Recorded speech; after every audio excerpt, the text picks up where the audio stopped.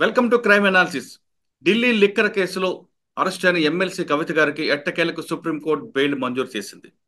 ఈడీతో పాటు సిబిఐ రెండు కేసుల్లో కూడా ఈ సుప్రీంకోర్టు బెయిల్ మంజూరు చేయడంతో మరి కాసేపట్లో కవిత గారు జైలు నుంచి బయటకు వచ్చే అవకాశం కనిపిస్తుంది.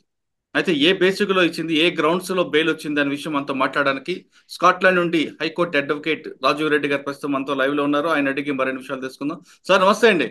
నమస్తే. సార్, దాదాపు 153 రోజులు తిహార్ జైల్లో ఉన్న కవిత గారికి సుప్రీంకోర్టు బెయిల్ మంజూరు చేయడంతో ఆమె బయటకు వస్తున్నారు. అయితే గతంలో మనం తీసుకున్నట్లుగా ఈడీ కానీ సిబిఐ చాలా సార్లు అబ్జెక్షన్ చేసింది. ఈమె బయటకు వస్తే సాక్ష్యాలు తారుమారు అవుతాయని, ఆమె చాలా పవర్ఫుల్ లేడీ అంటూ ఆర్గ్యుమెంట్ చేయడంతో దాదాపు 2-3 సార్లు కూడా బెయిల్ రిజెక్ట్ అయింది. దాంతో ఆమె సుప్రీంకోర్టుకు వెళ్ళారు. ఈసారి మాత్రం బెయిల్ ఆర్గ్యుమెంట్ చాలా ఉదయం నుంచి 1 గంట 10 నిమిషాలు సుప్రీంకోర్టులో ఆర్గ్యుమెంట్ మనం చూసాం. లైవ్ లో చాలా క్లియర్ కట్ గా వాళ్ళు ఆర్గ్యుమెంట్ చేస్తున్నారు. ఇప్పటికే కేసులో చార్జ్ షీట్ వేశారు కాబట్టి ఇంకా ఎవరిని బెదిరించే అవకాశం ఉండదు. అదేవిధంగా ఎక్కడైనా బెదిరిస్తే కేసులు నమోదు కాలేదు. అంతేకాకుండా మనం గతంలో డిస్కస్ చేసినట్లుగా ఫోన్లు ఫార్మాట్ చేయడం అనేది సర్వసాధారణం. అందులో డేటా అయిపోవచ్చు కానీ, లేదు ఫోన్లు ఇస్తున్నప్పుడు చేయడం అనేది దీన్ని పెద్దగా క్రైమ్ కాదంటూ వాళ్ళు ఆర్గ్యుమెంట్ చేయడంతో సుప్రీంకోర్టు నమ్మినట్లుగా అనిపిస్తుంది. దాంతో బెయిల్ ఇచ్చినట్టుగా తెలుస్తుంది. దీన్ని మీరే కోణంలో చూస్తారు? నమస్కారం అండి. అంటే కోణం ఏం లేదు, మనం గత ఇంటర్వ్యూలో చెప్పేవాళ్ళం బెయిల్ ఎప్పుడు వస్తుందని మీరు అడిగేవాళ్ళు. ఇంటర్వ్యూ కంక్లూజన్ లో దాదాపు ప్రతి ఇంటర్వ్యూలో నేను చెప్పేవాడిని అవును. దీనికి ఉమ్, ఎప్పుడో కాలదోషం పడుతుంది. ఉహుం. చార్జ్ షీట్లు అవుతాయి, ఇన్వెస్టిగేషన్లు కంప్లీట్ అవుతాయి, అప్పుడు బెయిల్ కి గ్రౌండ్స్ మొదలవుతాయి అని. అట్లనే దీంట్లో అవును. కూడా సిబిఐలో చార్జ్ షీట్ అయిపోయింది, ఈడీలో చార్జ్ షీట్ కాలేదు కానీ ఇన్వెస్టిగేషన్ కంప్లీట్ అయిపోయింది, చార్జ్ షీట్ ఒకటి పెండింగ్ ఉంది. ఓకే. సో ఈ రెండు అయిపోయినాయి కాబట్టి సాక్షుల్ని తారుమారు చేసే అవకాశము, సాక్ష్యాల్ని ఇన్ఫ్లుయెన్స్ చేసే అవకాశం ఎక్కువగా ఉండదు కాబట్టి అని కన్సిడర్ చేస్తారు. జనరల్ గానే కన్సిడర్ చేసి ఇస్తారు చాలు. రెండోది ఉమ్, ఏంటంటే మనీష్ సిసోడియా లాగానే దీంట్లో కూడా ఏంటంటే ఈ ట్రయల్ ఎప్పటికి అయిపోయే అవకాశం ఉందో తెలియదు. జనరల్ గా చార్జ్ షీట్ వేసిన తర్వాత బెయిల్ రిజెక్ట్ చేసేటప్పుడు రెండు మూడు చూస్తారు. ఉమ్. ఈ ఈ ఈ ముద్దాయి బయట ఉంటే కాన్సిక్వెన్సెస్ ఏంటిది అని. రెండోది ట్రయల్ ఎప్పటి వరకు కంప్లీట్ కావచ్చు అని. ఇప్పుడు ఓకే. జనరల్ గా మనకి మర్డర్ కేసులు అనుకోండి, ఇన్వెస్టిగేషన్ కంప్లీట్ అయ్యి చార్జ్ షీట్ వేసేసిన తర్వాత ట్రయల్ ఎక్కువ కాలం పట్టదు జనరల్ గా. కానీ దీంట్లో ఏంటంటే టెక్నికల్ ఇన్వెస్టిగేషన్, లక్షల పేజీల ఎవిడెన్స్, వందల మంది ఉమ్, విట్నెస్లు ఉన్నారు కాబట్టి ఏళ్ళు ఏళ్ళు పట్టే అవకాశం ఉంటుంది కాబట్టి ఆ గ్రౌండ్స్ మీద ఇచ్చారు. మీరు చెప్పినట్టు ఫోన్లు డిలీట్ చేయడం సహజము, ఫోన్లు మార్చడం సహజం అని వీరి తరఫున అంటే నేను ముందు నుంచి చెప్తా ఉన్నా. ట్రస్ట్ ఆఫ్ ద ఆర్గ్యుమెంట్ ఈసారి ఏంటంటే అన్ని చెప్తారు బెయిల్ ఆర్గ్యుమెంట్ లో, బట్ ట్రస్ట్ ఏంటిదంటే మెయిన్ ఫోకస్ ఇన్వెస్టిగేషన్ కంప్లీట్ అయిపోయింది, చార్జ్ షీట్లు అయిపోయినాయి, ఈడీలో కూడా ఇన్వెస్టిగేషన్ అయిపోయింది అని అది మెయిన్ థ్రస్ట్ తీసుకుంటూ ఉమ్, ఉమ్. దానికి తగిలిచ్చేది ఏంటంటే అప్రూవర్ స్టేట్మెంట్లు అవి తప్పిస్తే పెద్దగా ఎవిడెన్స్ లేదు ఒకటి. తర్వాత ఫోన్లు మారుస్తూనే ఉంటారు సహజం అని చెప్పడం, ఇది మెయిన్ థ్రస్ట్. అయితే ఉమ్. దానిపైన సుప్రీంకోర్టు ఏమి నాకు తెలిసి అంటే మొత్తం ఆర్డర్ బయటికి రాలేదు కానీ సుప్రీంకోర్టు అంటే ఏ కోర్టు అయినా కానీ ప్రపంచంలో బెయిల్ ఆర్డర్లలో కేసు మెరిట్స్ గురించి మాట్లాడరండి. ఓకే. ఆహా. అంటే బీఆర్ఎస్ సంబంధించిన వాళ్ళు ఎవరైనా బయటకు వచ్చి కవిత మీద కేసే లేదు, కడిగిన ఉమ్, ముత్యంలో బయటకు వస్తాయంటే అదంతా చెల్లదు వాదన. ఎందుకంటే బెయిల్ చూసేది ఏంటంటే ఈ వ్యక్తికి బెయిల్ ఇవ్వచ్చా లేదా. సో ఆల్రెడీ 4 నెలలు సిబిఐలో, 5 నెలలు ఈడీ కేసులో ఆల్రెడీ జైల్లో ఉంది. అవును. అంటే చాలా టైం గడిచినట్టు, ఉమ్, చార్జ్ షీట్లు అయిపోయినాయి, ఇన్వెస్టిగేషన్ కంప్లీట్ అయిపోయింది. సో ఈ గ్రౌండ్స్ మీద ఇచ్చేది. అంతేగాని ఉమ్. మెరిట్స్ మీద ఎప్పుడు సుప్రీంకోర్టు కమెంట్ అయితే వాదనలు జరిగేటప్పుడు అక్రాస్ ద బెంచ్ చాలా జరుగుతాయి. అంటే ఫర్ ఎగ్జాంపుల్ నేను ఐ స్టాండ్ కరెక్ట్ నేను టీవీలో చూసింది, ఉమ్. ఫోన్లు డిలీట్ చేశారన్న ఆరోపణ ఉంది కదా అంటే ఆయన ముకుల్ రోహిత్కి గారు అనుకుంటా. ఫోన్లు ఏముందండి మారుస్తూ ఉంటారు, చేస్తూ ఉంటారు, కార్లు ఫోన్లు మారుస్తూ ఉంటారు, డిలీట్ చేస్తూ ఉంటారు కానీ ఉమ్. ఈ కేసులో ప్రాబ్లం ఏమైందంటే డిలీట్ చేయలేదు, ఫార్మాట్ చేసింది నెంబర్ వన్, అది అవును. సహజం కాదు. రెండోది అన్ని ఫోన్లు ఒకటేసారి చేయటం, అది సహజం కాదు. మూడోది సమ్మన్స్ ఇచ్చిన తర్వాత ఆ స్పెసిఫిక్ గా ఆ ఫోన్లు చెప్పి. కాబట్టి దీంట్లో ఐ థింక్ సుప్రీంకోర్టు మెరిట్స్ లోకి వెళ్లకుండా ఆల్రెడీ 5 నెలల నుంచి జైల్లో ఉంది, ఉమ్, ఇన్వెస్టిగేషన్ కంప్లీట్ అయింది, ఉమ్. పెద్దగా ప్రభావితం చేసే అవకాశం లేదు అని చెప్తూ కండిషన్స్ ఇంపోజ్ చేసి బెయిల్ ఇచ్చారు. ఓకే. సార్, ఫార్మేట్ చేయండి, ఫోన్ ఫార్మేట్ చేయడం అనేది సహజం అంటున్నారు. కానీ ఆమె టూల్ వాడారనే విషయాన్ని ఎఫ్ఎస్ఎల్ రిపోర్ట్ వచ్చింది కదా. ఫార్మాట్ చేయడం సహజం కాదండి, డిలీట్ చేయడం సహజం. డిలీట్ చేయడం సహజం. ఫార్మాట్ ఫార్మేట్ చేయడం సహజం. ఫార్మేట్ కూడా టూల్స్ ద్వారా చేశారనేది కూడా రిపోర్ట్ వచ్చింది కదా అప్పుడు. అది అది అంటే అనేది బెయిల్ అప్పుడు ఇప్పుడు చెప్పేది, ఎందుకంటే ఇన్వెస్టిగేషన్ కంప్లీట్ అయిపోయింది కదా. ఉమ్. ఇంక ఇప్పుడు సాక్ష్యాలని తారుమారు చేసేది ఏముంది, ఓకే. జరగాల్సింది జరిగిపోయింది.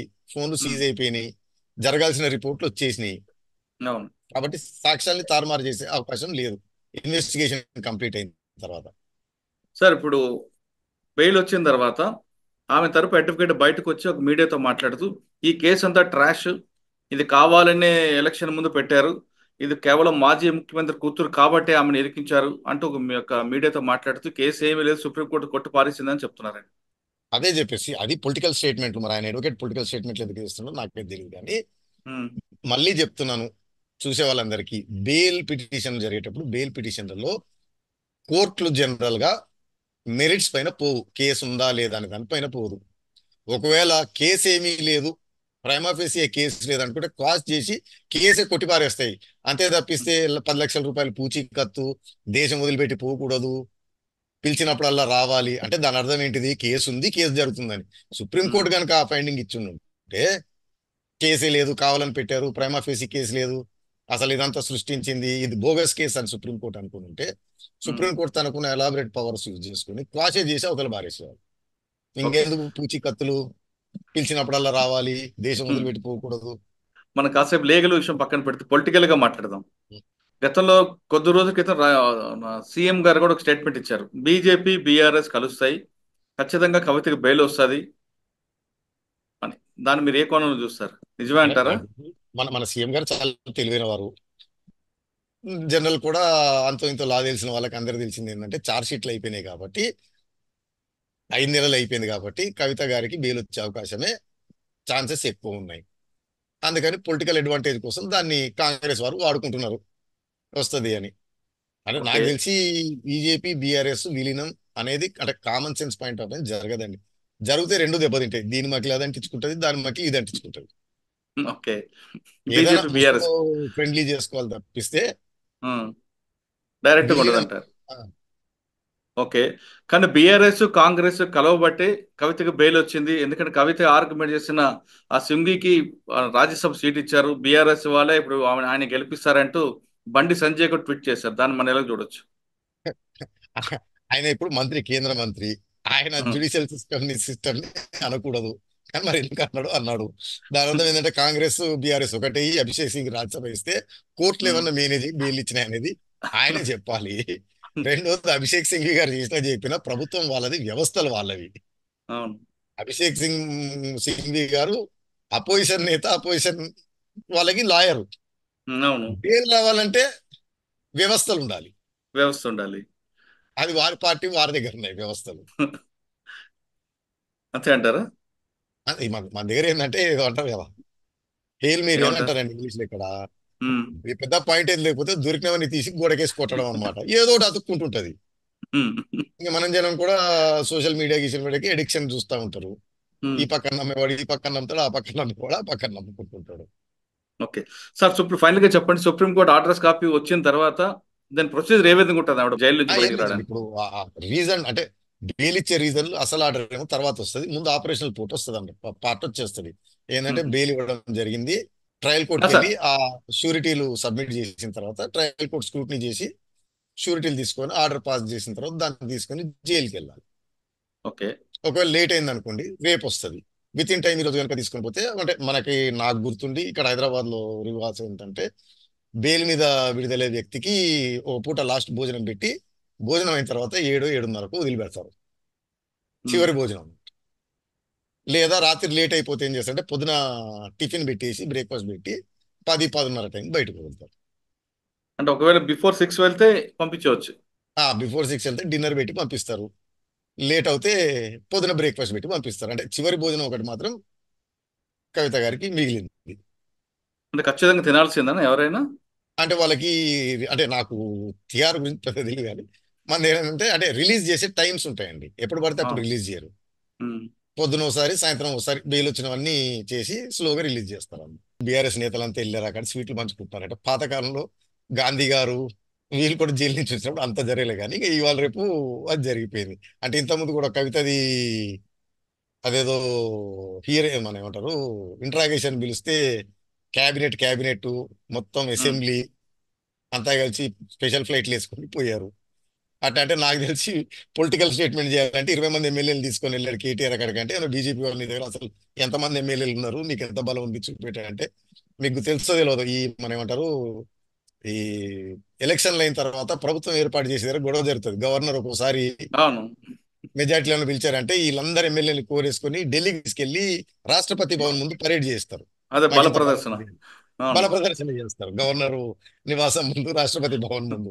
ఆ, ఈ general confidence motion, no confidence మోషన్లు వచ్చినప్పుడు అవును. ప్రభుత్వం ఏర్పాటు చేయడానికి అట్లా ఉమ్, ఏదన్నా మరి కేటీఆర్ గారు అంటే పోయిన ఎమ్మెల్యేలు పోంగా ఆ, కాంగ్రెస్ లోకి ఇతర పార్టీలోకి మా దగ్గర అంటే బీజేపీ పెద్దలు ఏమన్నా అసలు ఎంతమంది ఉన్నారు, ఎంతమంది పోయారు మాకు నమ్మకం లేదు అంటే అది చూపించడం కోసం ఏదన్నా ఉన్న ఎమ్మెల్యేలందరినీ పోగేసి వాటిని గంప కిందేసి ఆ, కోడి పెట్టెలు తీసుకుని మీరు తీసుకెళ్ళి ఉన్నారు మా దగ్గర 20 మంది.